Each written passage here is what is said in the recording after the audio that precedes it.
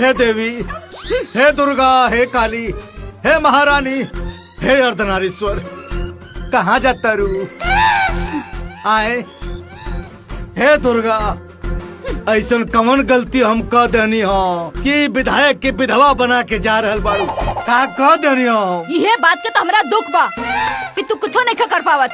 ये हमरे बाबूजी के दियल घर मकान गाड़ी घोड़ा लेके ऐश करत पड़े, और जवन ये विधायकी के कुर्सी पे बैठ के रुआब झाड़ता रे, वो भी हमरे बाबूजी के दिहल बा। अरे बाप रे बाप। हे देवी, हे दुर्गा, हे काली, हे रानी, सुनो, हम कब कहानी करे जा कि हमार हो? अरे कुल तोहरे हो, कुल तोहरे बाबूजी के दिहल हो, लेकिन हम ऐसा आज कौन गलती कर देनी है जवन तू दुर्गा के रूप लेके भाग रहल बाड़ू? 10 साल हो गए हमरा शादी के, हमरा कोख में अभी तक औलाद नहीं आइल। लोग हमरा के बाजिन कह के बुलावेलन। ताना तोहरे लगे नहीं खे और लोगन के ताना हम सुनी। हट, हमरा के नहीं खे रह के तोरा संगे। बाप रे बाप। हे करे जा, सुना। हाँ सुना यहाँ हे करे जा, सुनो, नाराज होके मौत जा। हम पूरी कोशिश करो, जितना ताकत होगी, जितना पसीना होगी, हम भाई ठेवना रगड़ब, लेकिन वादा करतानी कि 2 महीना के अंदर तोहरा पेट पे हमें को नन्ना मुन्ना किलकारी मार दे। 10 साल भइल हमनी के शादी के, का उखाड़ लेला? कब भइल भेंट? कहाँ से भेंट हुई? जब भी कोशिश करेली कि भेंट हो जाओ, तब तक तोहरा पेट बीच में आ जाला। हमरे पेट के बजाय तू अपनी तोन देखा। ये बोरा जैसे बात हमर कोरा कैसे भरी? आज हम तो से वादा करतानी कि रोज 15 किलोमीटर दौड़ब, और 15 किलोमीटर दौड़ के 15 इंच अपन तोंद ना कम कर देनी तो समझ लगे तोहरे सामने आए। यदि 15 दिन में तुम्हारी 15 इंच के पेट अंदर नहीं खे भइल, हाँ, तो तैयार रहिया 15 इंच के चाकू तुम्हारी तोंद में घुसेड़ दे हम। 15 इंच का चाकू ना भाला पेल दो मेरे पेटवा में।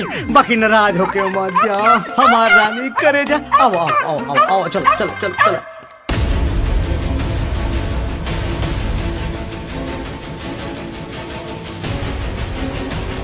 ना, ये हमसे ना होई। अरे दिमाग से काम ला दुल्हन, सब बढ़िया हो रहल बा, मिल भी चालू हो चुकल बा। अरे कच्चा माल खरीदे के और तनख्वाह देवे के 1 करोड़ रुपया की जरूरत बा, समझा?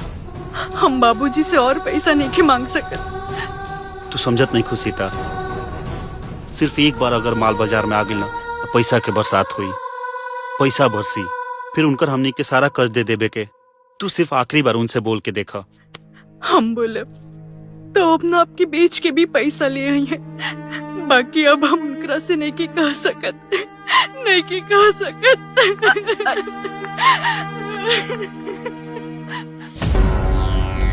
अरे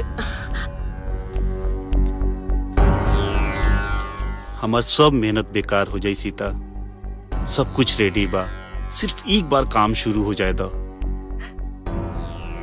काहे जिद करता नहीं रहुआ?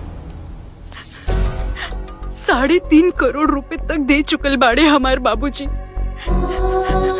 इतना पैसा वो कहाँ से ले आयल हुई है? ये सोच सोच के हमार जान जाता, और वो कहता नहीं कि और मांगा। ये आखिरी फैसला बतौर। बिल्कुल। अब देख तुर का हाल होता है।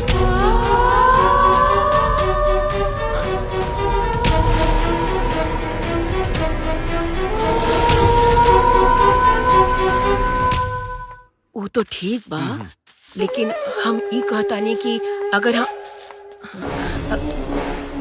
ये सिंगार पटारा हटावा दुल्हन, राज करे के दिन गईल। आई नौकर चाकर रखे के हैसियत हमनी के ना बा, सिर्फ हरिया रही, वो भी बाहर के काम करे खातिर, बाकी कुल घरे के काम अब तू करबू। अब वो कहता नहीं तो से कि अपने बाप के फोन कर दे। हम काम कर रहे ले, काम पे लग जो।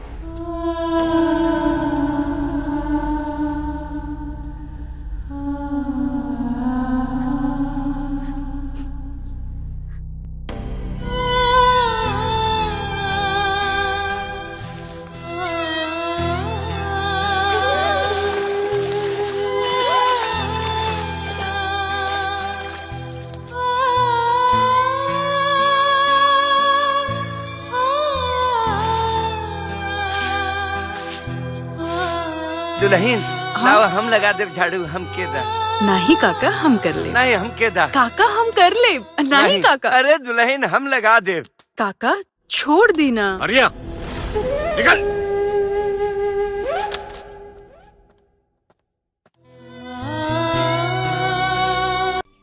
डैडी उनका से जौन बदतमीजी कैले हमरा किस्सा पता बा। और अविनाश इतना स्वाभिमानी है, कभी हमरा पास लौट के ना आई। आपसे एक विनती बा, हमरा के ओकर पास ओकर गांव ले चली, ना तो हम मर जाई। हमरा के ले चली ओकरा पास, प्लीज प्लीज। हमके एक बार अविनाश के पास ले चली, एक बार अविनाश के पास ले चली। Thank you. चला आवा। आपको अविनाश का इस तरह से अपमान नहीं करना चाहिए था। मैं उसके बिना नहीं जी सकती, इसलिए मैं उसे ढूंढने जा रही हूँ और तब तक नहीं लौटूंगी जब तक अविनाश आने को तैयार नहीं हो जाता।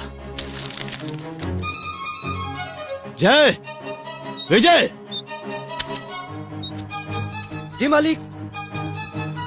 तोहरा लोग के कहले रही ना कि माधुरी पर नजर रखिए लोग। ये क्या कहिला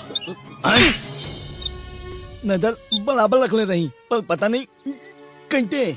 मालिक मैडम के गाड़ी तो बंगले पे बा, बाकी हमनी के नजर तो बराबर रख ले रही।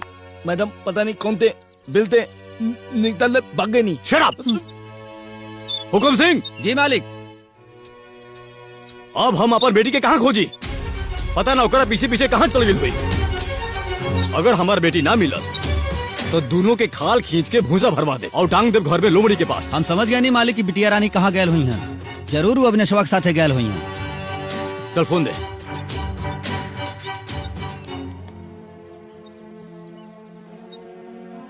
Hello police station. जी बोल रहा हूँ। हम सेठ जीवन दास बोला था नहीं। जी बोलिए सर। हमार बेटी के एगो ड्राइवर अविनाश वाले के भाग गिल बा। अच्छा। आप प्लीज प्लीज हमारे बेटी के लादी वापस, ना तो हम बर्बाद हो जाए। हम देखते हैं सर। हाँ देखिए, बिल्कुल देखिए। जी बिल्कुल। Thank you. आप परेशान मत होइए। Thank you.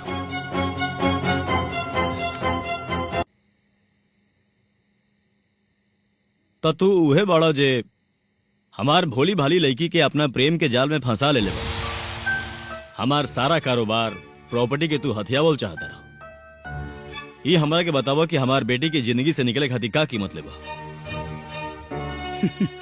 अपन औलाद ना सबके भोला लगेला सेठ जी। माधुरी जब हमरा से प्रेम की इजहार कैली तो हम तनिकियों नहीं कल्पना कैले रही कि रउआ जैसन छोट सोच के कारोबारी के लड़की हिया।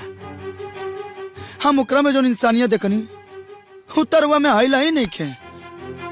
और रहल बात कीमत के, तराउर औकात नहीं खे कि रउआ हमरा के कीन सकी। एगो टैक्सी चलावे वाला के इतना अहंकार। तोहरा पता बा कि हमार बेटी कितना लाड प्यार और सुख सुविधा में पलाइल बिया। 7 जन्म लग जाए ना कमा पाइबो। अरे अपन अमीरी अपना पास रखी। हम गरीब बानी और गरीबी में ही खुश बानी। अगर माधवी हमारा से प्रेम करत हुई है तो हमारा गरीब घर में भी पीछे पीछे आई है। अगर ना आई हन तो हम समझ जाए कि हमारा से झूठा प्रेम करते रही। Get out from here. Get out from here. चिल्लाई मत, ना तो नरेटिया फाट जाए। गरियावे हमरो आवेला, लेकिन हमने के माई बाबू इस संस्कार नहीं के देने कि बड़ से हंस बात कल जाओ। डैडी अविनाश के अपमान करे खातिर ओकरा के ऐजा बोलवले रहनी, ये ठीक ना कहनी। एक बात रउआ कान खोल के सुन ली, हम शादी करब तो अविनाश से ही करब। अविनाश अविनाश अविनाश गांव से फोन आयल रहे, तोरा के गांव जाके पड़ी, बहुत अर्जेंट बा।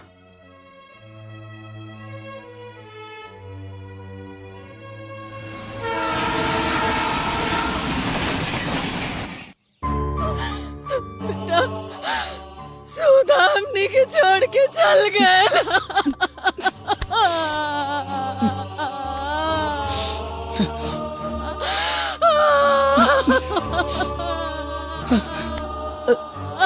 माई हम बानी ना, हम तोरा साथे रहब। हाँ हम शहर ना जाए, हम एजे कोनो काम कर ले, हम एजे रहब।